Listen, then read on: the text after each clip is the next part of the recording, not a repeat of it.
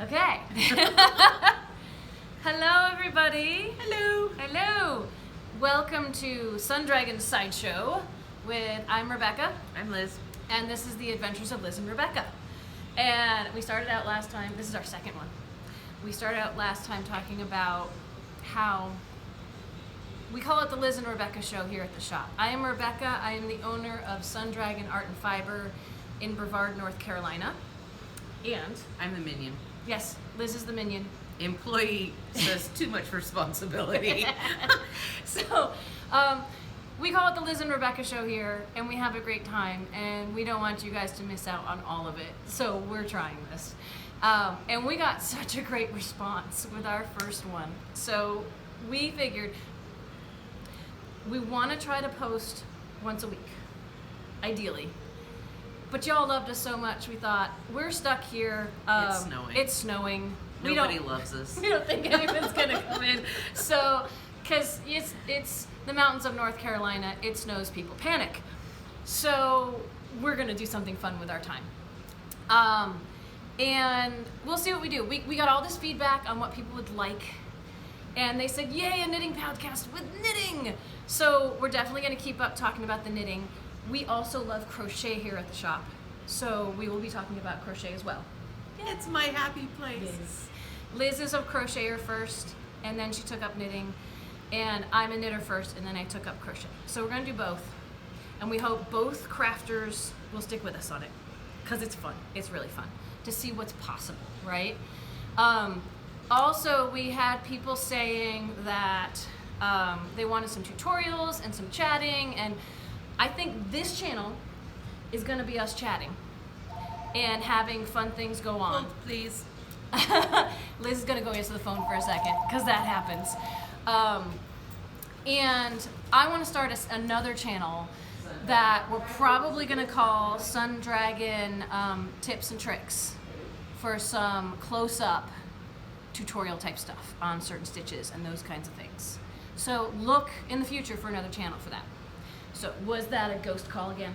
It was. Nobody loves us. Nobody loves us. No, we get quite a few from telemarketers that don't click in, and we just hang up on them. So, because there's nobody there. Anyway, so I thought today we're still either done or almost done with our Papillons. We're going to check in on them in a second. So Just close in a second. to done. I know, Sorry. just so close. So we'll cap off with that at the very end. So hang with us to see. I blocked mine. It's sitting right here. And Liz did an extra thing with hers. She, why don't you talk about it? I did the moth edging, which you do one row of the contrast color, which takes you to like 460 whatever stitches. Yeah.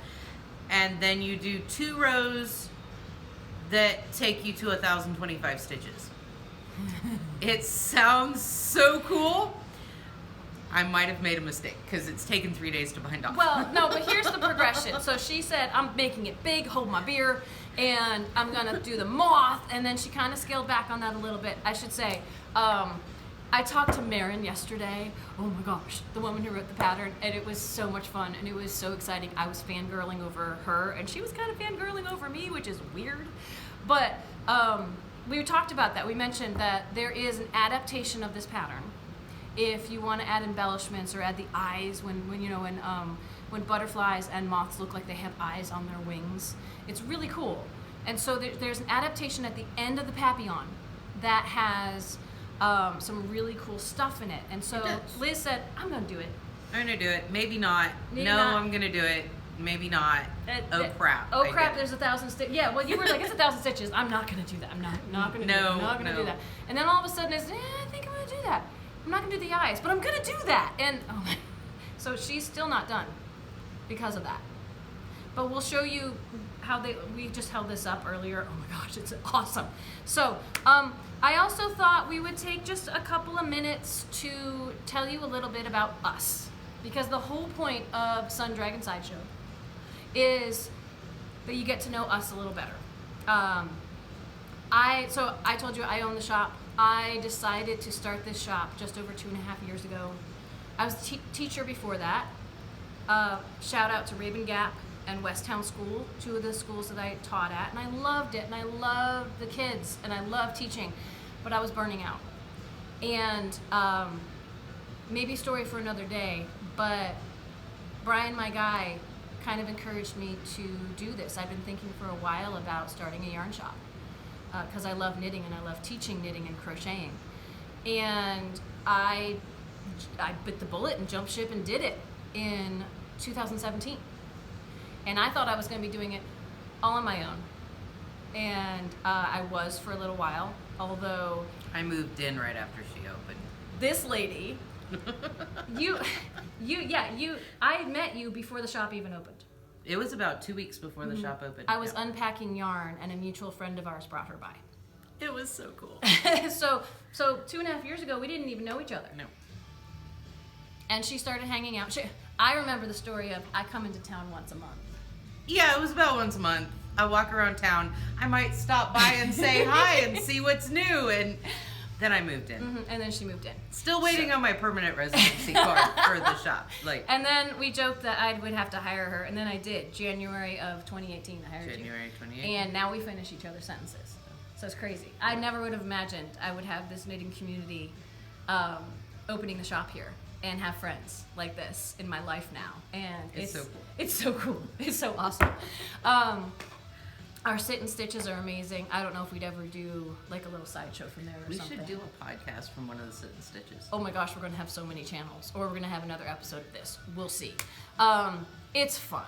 So that is a little bit about me. And I learned to knit seriously. I think I learned when I was a kid and forgot. I learned seriously when I graduated from college, so right around 2000, 2001.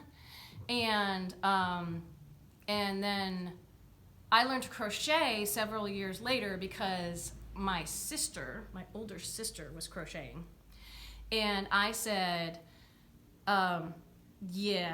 here's my naivete. Let me say this. I said, she doesn't have a crafty bone in her body. If she can crochet, I can crochet. Yeah. I have learned better. Everybody is crafty, and that was silly of me to say.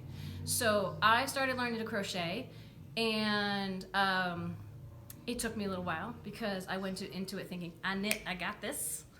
It's a totally different craft. It's wonderful. I love crochet now, and I love doing both. And what's your story? I learned to crochet 20 years ago when my husband moved to Germany. He was in the army, and we moved to Germany, and I was like, I'll get a book, and I taught myself to crochet I taught myself to crochet book. And crocheted for 20 years, and then that was fun. I like crochet, it's fast. And then before I started working here, when rumor had it that I was going to start working here, at one of the knit nights, I was kind of bullied into taking up knitting because some of the girls at knit night who had learned to knit like a month earlier told me that I needed to know how to knit if I was going to work here so I could help them with their mistakes. Yeah. And I don't really help them with their mistakes because they've been knitting longer than me. And you always tell the story when you tell people who come into the shop of I was bullied into knitting. Not by Rebecca. Not by Rebecca. She wants that very clear that she did not bully me or pressure me at all. She's like, I don't care if you knit or not. And so but I knit continental. That's the one cool thing I wanted to mention is especially for you crocheters out there who think, oh my gosh, knitting is crazy and knitting is weird and I can't grasp it. Look up continental knitting because that's what Liz is doing here that may not be close enough to see really. But continental knitters hold the yarn in their left hand, which is the same hand that most crocheters hold tension in.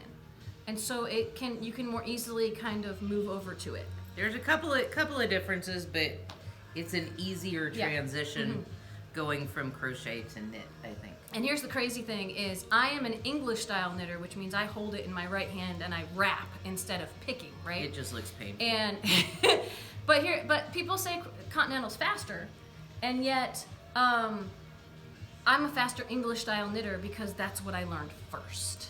So I mean, there's all kinds of this is how it is, and I don't know if I agree with anything on those fronts. I don't know that either one is faster. It's how proficient you are in doing one or the other. Like Yeah. Yeah. Yeah.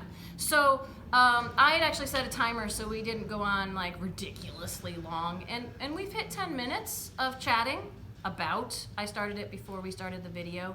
So we're going to start to wrap up. I don't want to neglect crochet for this video. So I will just show you really quickly what I'm working on right now. It doesn't look like much yet.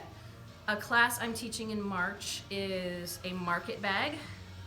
This is one whole skein of cotton yarn, cotton worsted weight yarn for the beginning of my French market bag, which is going to be like a giant rectangle, and it's going to gather the edges up to make a market bag.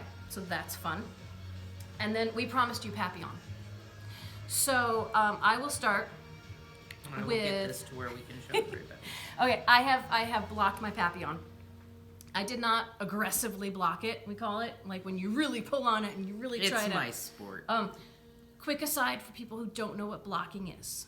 That the theory is the first time you wash something you have made, knit or crochet, you can help the stitches settle into place.